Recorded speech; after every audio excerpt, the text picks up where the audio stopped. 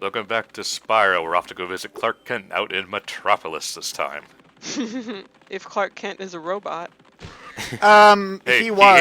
He has a robot duplicate. Yeah. Oh, Gotta open the gate first. portal's not open. Does Spyro just like walk into a closed front door as well when he's going home? Nobody saw it, so it was okay. Actually, given that I'm playing, I guess that says more about me.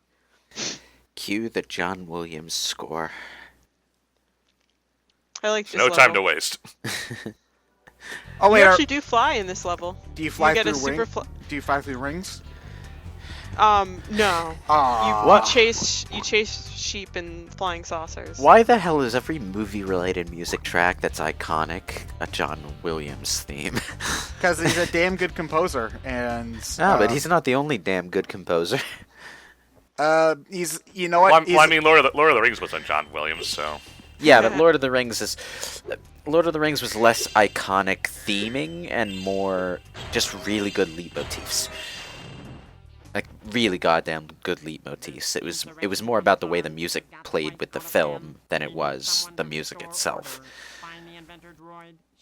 Whereas John Williams is good at that, yeah, but it's also the themes on their own are really goddamn good too. Manager Droid needs Spyro to work overtime. I think he might have just done a lot of movies all at once that were all considered classics, because like well, a lot of '70s stuff. Yeah. a lot of 70s and 80s stuff. Early, yeah. Yeah, because like Indiana Jones, Jaws, Star Wars, Superman, all of the really big John Williams scores that he's known for all came out within the span of like 10-15 years. Oh yeah, but there's also Harry Potter. He did the first three Jura- films for that too. And that was Jurassic Park, late Jurassic Park, 90s. and Home Alone. Yeah, that is true.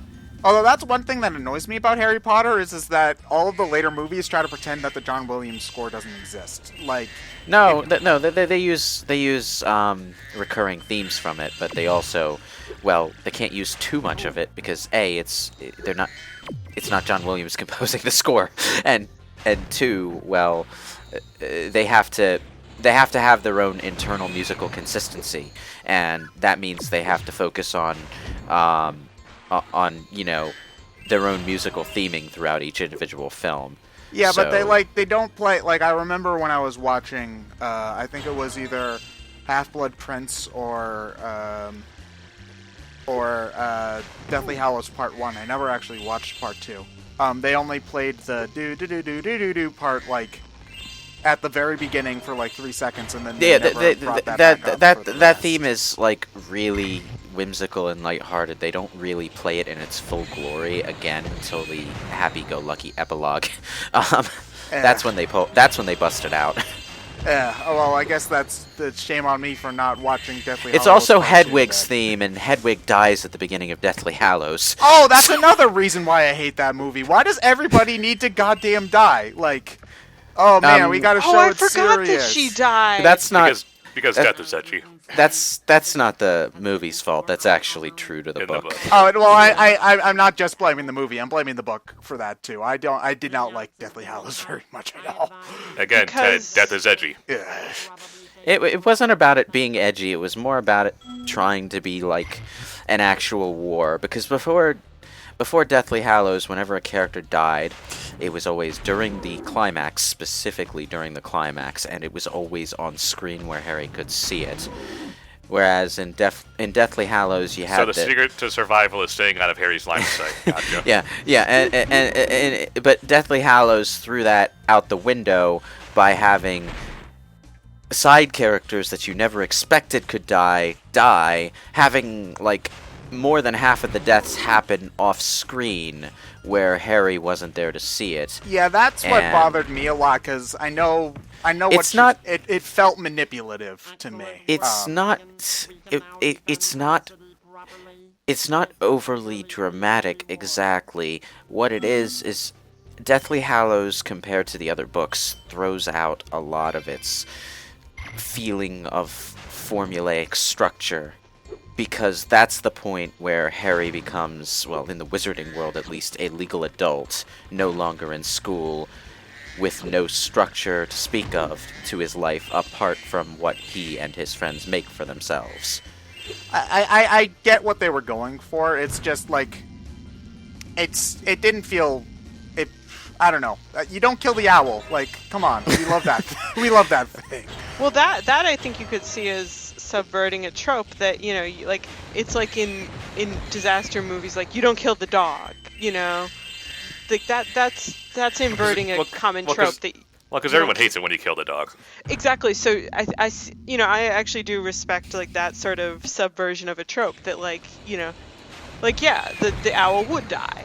The dog. No, that's not really die. that's not really a subversion of a trope. That's just being mean. It was kind of a symbolic thing when it happened in the book too, and oh god, this is way too late for a spoiler warning.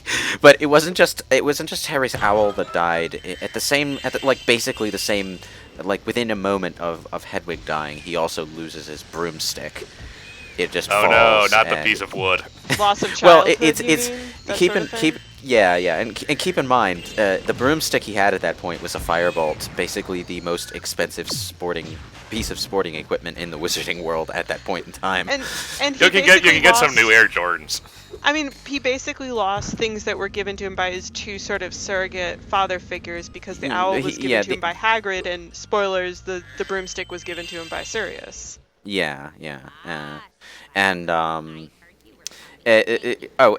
it's a lot more expensive than Air Jordans, Ryan. He literally could not have afforded a firebolt with his parents' inheritance, which is why Sirius getting it for him was such a big thing. Why did Sirius have so much money, anyways? Sirius is the only member of the Black family left, so he inherited everything. Wasn't Harry his one brother of the died off screen, right? Or something. Wasn't Harry also one of the richest people in the wizarding world? No, that's a fan fiction thing. He just happened to have a decent inheritance from his he had parents, he had a decent inheritance from his parents, and fan fiction writers choose to interpret this as all purebloods being rich as fuck. But the official backstory of his family is a lot more tame. Yeah, because I remember it's like a big deal I remember the movies more than the books because I've watched the movies more than one time, but I haven't read the books in forever. Well, I remember it's never actually explained how his family got the money that they had in the books. The official backstory is actually a Pottermore thing, and the gist of it is, well, there's a lot more story to it, but the gist of it is his family just was good with investments over a series of generations and had a nice nest egg assembled. Then they got good jobs, so. Yeah. I'm more like, I remember like one of the bigger scenes from the movie, from the first Harry Potter movie was like Harry standing in the bank and like looking at all the money, and he's just like, wow, this is all mine. Yeah. Which is so. Well, because he didn't have anything before, so. Yeah. So that always gave me the impression that he was very well off, but I guess. And to be fair, a lot of that wasn't that money like, like I don't remember exactly how the currency translated, but it was gold coins, but that's still a standard form of money. It would be like if we had a giant vault of $1 bills. Yeah, well, I believe the official exchange rate, at least at the time the books were written, is something along the lines of 1 galleon, 1 gold coin equals $7. So, okay, so a couple $1,000s would equate to a very large pile of gold coins. That looks very impressive. That's why we got rid of the gold. That's why we got rid of the gold standard in the first place. Now, why does this robot look absolutely fine? Why does this robot not look like a goddamn Tekken model? Why is it just that one robot? Because these models are actually kind of cute. So that was Metropolis. I hope everyone liked the Harry Potter tangent because the level is almost done. How did we get on that tangent again? It was John Williams, wasn't it? Yeah. Yes. You guys are talking about John Williams. Damn you, John Williams. I am the super dragon. You know what? Just from now on, gag me before we start a commentary, so this doesn't happen again. Well, if you don't participate in commentaries, you don't get paid. So. Well, I could always contribute muffled sounds of attempted commentary. You'd attempt to commentate instead of yelling, "Get me out of here, you dumb shits." Oh, okay. But then again, it's also partly our fault for indulging you when you're on a Harry Potter kick. So oh yeah, that's probably why my tangents keep going around. I mean, this is a pretty tame level, honestly. Like we missed. Well, Something skipped about the part where I something beat about up the an ox. That was construction fun. of this level is making me think of Super Mario Galaxy 1. Specifically 1. Like, I'm thinking Beach Bowl or something? It's making me think of Banjo-Tooie due to the Saturn-shaped platforms. There's a relatively big set piece where you have to climb up a planetarium in Banjo-Tooie. Oh, that sounds cool. Yeah, Ew. it's like it's in the amusement park level where you get the power turned on, and then like a bunch of spinning stars and planets will go up and down. And you have to jump up to them to the top to get a Jiggy in that. With the Craft Head, why didn't you show me a cool level like that instead of just like climbing around a mountain? Also, the inventor droid was eating her briefcase. Well, you wanted to see the beginning of the game, all right? You yelled at me for skipping the intro cutscene when that literally takes like 15 minutes. You're supposed to watch the intro cutscene. You can watch that at any time on YouTube. We had a limited amount of time to play, and I wanted you to actually play the game instead of watching the 15-minute opening. Like, I love that game, but I skip the opening every time I play it because it's 15 minutes long. But you want to see, what's his name? Bottles? Dude, Bottles die. Yeah, Bottles These dies. elevators are giving me Jack and Daxter flashbacks. What is it about this level where everything seems to remind me of a different game? It's, Don't know. it might be one of those things where if you haven't played it, you're immediately drawn to things that that remind you of other stuff that you have played. That's a brain thing that probably happens. Maybe. But maybe not. I don't know. I'm pulling stuff out of my but this ass. is all stuff that's reminding me of future games. It's like and it's down to details like the ambience and stuff like that. Well, you know, later games probably did take inspiration from Spyro, because I know that Naughty Dog and Insomniac shared code and were generally good pals. So the fact that, like, it's not surprising to me at all that Jack and Daxter would have some influences from Spyro by the time they got around to that game. Yeah, speaking of that, this guy looks like a middle-aged Clank. Oh my gosh, you're right. Holy cow. The jaw structure. Holy cow. They were already planning. So Clank settled down and became a family bot. I He thought married that the inventor droid. I thought that the droid that had the hots for Clank was evil in Ratchet and Clank, though. Yeah, that's true. Was her name Courtney Gears, I think? Well, I don't know. You're the one who's played the game. Yeah, I'm pretty sure her name was Courtney Gears. And now we're back to the egg pawn question of who the fuck designs robots with sex drives. She was designed to be a pop star for the robots, you know? Yeah, but the thing about pop stars is their managers generally don't want them dating. No, I think in I believe Ouch. it was like they wanted her dating Clank so that they could get him to turn against Ratchet or something. Yeah, she was like Okay, yeah, but meeting that up with doesn't Clank. that doesn't explain why Clank has a sex drive. I don't know if it's a sex drive. He honestly did not seem as interested in her as Ratchet was. Oh, really? If I remember correctly, it's been a while since I played Up Your Arsenal. Yeah, this series is weird. That was the Amazing. point where Ratchet and Clank started having really punny titles. No, Well, they all had It started funny with titles. Going Commando. A Yeah. lot of the titles were changed in Europe, and in Japan they were definitely changed. In Europe they actually were like censored because they were like, you cannot call the game Up Your Arsenal. I love the there- Japanese game. Wasn't Up Your Arsenal like Ratchet and Clank Boom Boom Boom or something to that effect? It was something really funny, and I know A Crack in Time was I believe it was A Crack in Time that was originally they wanted to call it Clock Blockers, but that was nixed. That was nixed by like the ratings board was like, no, you can't call it Clock Blockers. And then Just watch us.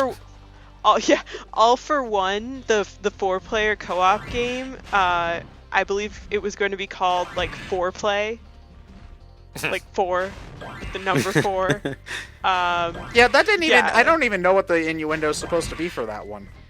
4-play. And yet Foreplay. South Well, Park no, gets not away for with the title no being for got all for away with. no for All for One. There's no innuendo in that one at all. It's just like, oh, Three Musketeers, All for One. Oh, no, it's all ALL number 4 1. Yeah, but that Because it's 4 players. I know, I get what it is, So but he's there's, trying to find the innuendo in it. yeah, there's, No, they gave up. They gave up after they couldn't call it 4-play. Well, you know, after the fractured but whole, I don't think anyone has any excuse to block any titles anymore. yeah, Well, but I mean, South that's Park the difference tries. between Lewis. That's the difference between a teen-rated game in the the 2000s versus And South Park. Yeah, are the South Park games rated M? They Yeah, have to they're be. rated Yeah. M. There's, It's South Park. What do you think they were going to be? True. I have Hunter wants me to fly his plane thing.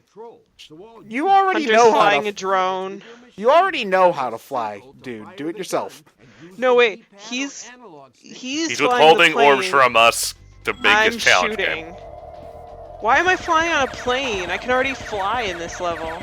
Oh my gosh, Sonic would never drive in a car. No, All Stars Racing Transformed is the worst. Oh my gosh, I should turn down the volume on the video because I forgot how much. Well, I actually, spam the it shoot makes more button. sense. It makes more sense in All Stars Racing Transformed since it's not just a car; it's also a plane and a boat.